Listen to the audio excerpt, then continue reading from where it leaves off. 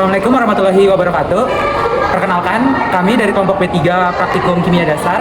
Kami akan melakukan praktikum mandiri berupa dengan materi indikator alami.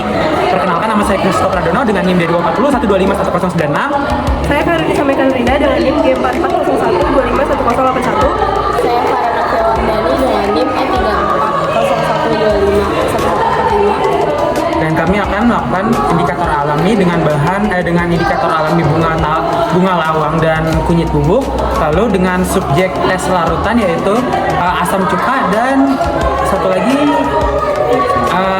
air sabun. Ya. Jadi langsung aja kita ke praktiknya ya teman-teman.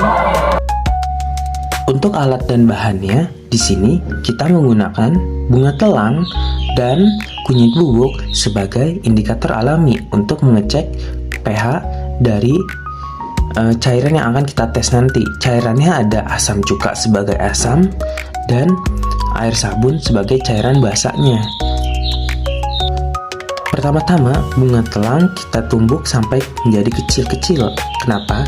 Agar kita bisa mempercepat proses pengeluaran sari-sarinya menggunakan air nanti.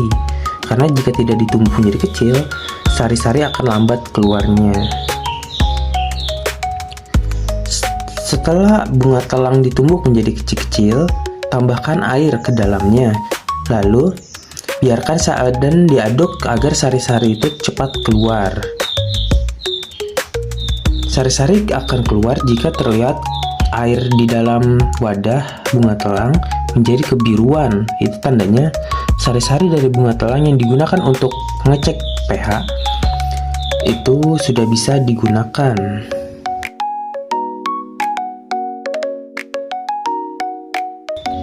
Hal yang sama dilakukan dengan kunyit bubuk.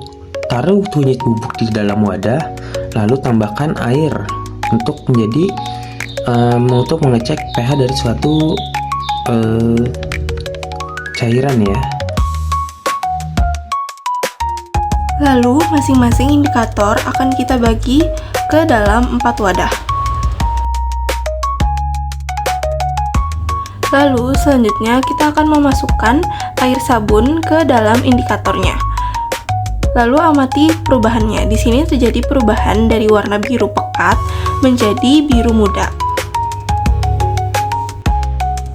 Hal ini terjadi karena di dalam larutan bunga telang ada zat yang namanya antosianin. Antosianin ini ketika ditambahkan air sabun yang sifatnya basah, pH akan naik.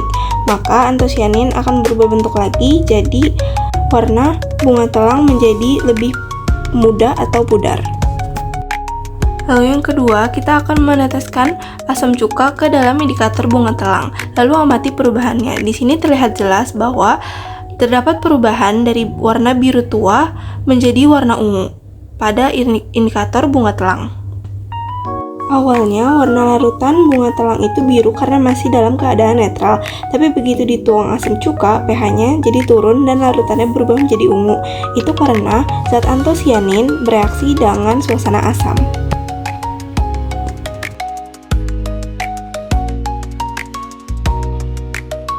Oke, untuk bagian yang kunyit ini bakal jelasin sama aku ya teman-teman.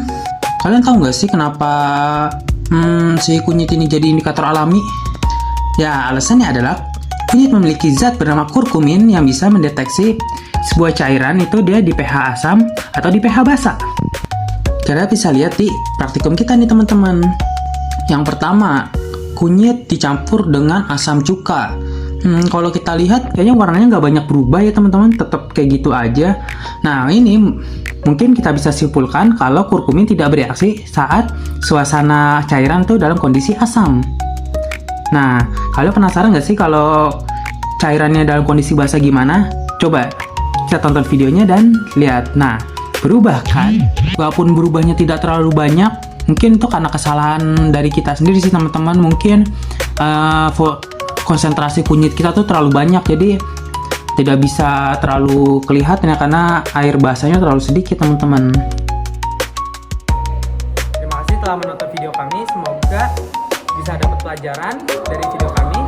Atas kurang lebihnya mohon maaf. Wassalamualaikum warahmatullahi wabarakatuh.